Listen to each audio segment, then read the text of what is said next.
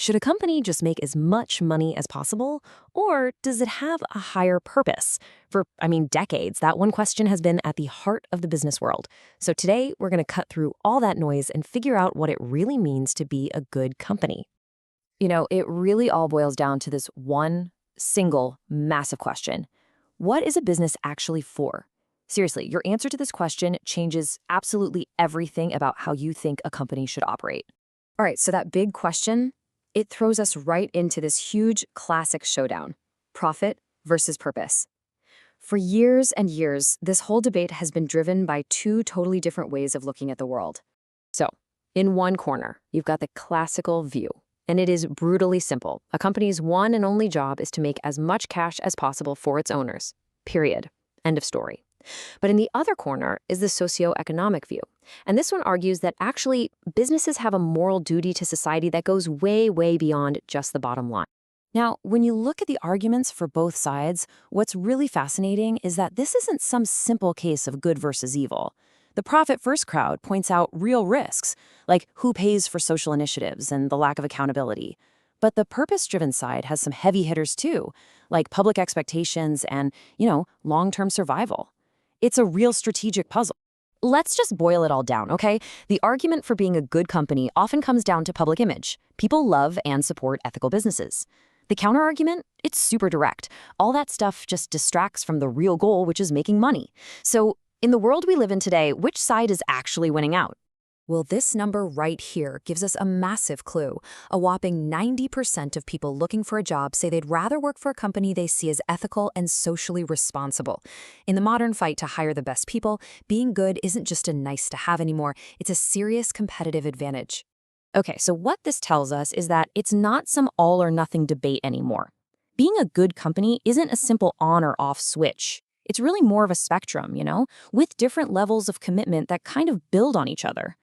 We can think about it in three basic steps. First up, you've got social obligation. This is the absolute bare minimum, right? The company follows the law, meets its economic duties, and that's it. Then a step up is social responsiveness. This is where a company reacts to what society needs. Think of it like being a good neighbor when they ask for help. And then, at the top, you have social responsibility. This is the really proactive level, where a company goes out of its way to do things that make society better, beyond what anyone is asking for. Want to see this spectrum in action? Let's look at a perfect real-world example: green management. A company's attitude toward the environment shows these different levels of commitment perfectly. And this visual just lays it all out beautifully. A company's approach to being green can be light green, a pretty low commitment, all the way up to dark green, which is this deep, proactive drive to protect the planet. So here's how that ladder really breaks down. The legal approach is just doing what the law says you have to do, and not an inch more. The market approach is when you start making eco-friendly products because, hey, customers want them. The stakeholder approach is a big step up. Now you're also listening to what your employees and suppliers care about. But that activist approach, that's when a company truly leads the charge, actively looking for ways to be sustainable just because they believe it's the right thing to do. So we've looked at the company as a whole, but what about the people inside it? Why does one person, when faced with a tough choice, do the right thing while someone else doesn't? Let's zoom in on the individual.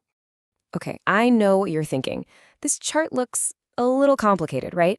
But stick with me here, because it really just boils down to four key things that influence whether a person makes an ethical choice at work. We're going to walk through them one by one.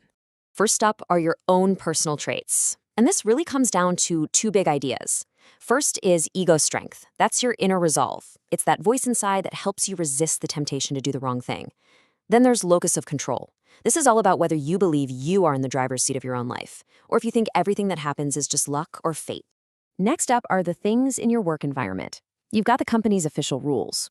What gets you a bonus and what gets you in trouble. Those matter a lot. But maybe even more important is the company's culture. These are the unwritten rules, the shared values, the real vibe of the place that tells you what's actually acceptable. And finally, the issue itself makes a huge difference. We all kind of instinctively size up the situation, right? How many people could get hurt here? Does basically everyone agree this is wrong? How close am I to the people who might be affected?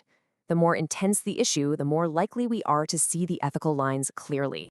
So if we know what influences people's choices, how can a company actively create a place where people want to do the right thing? This is the practical playbook, the how-to for leaders who really want to build an ethical culture from the ground up. And here's why that is so critical. Get this. According to one study, 53%, that's over half, of employees don't believe their own boss is honest. Think about that.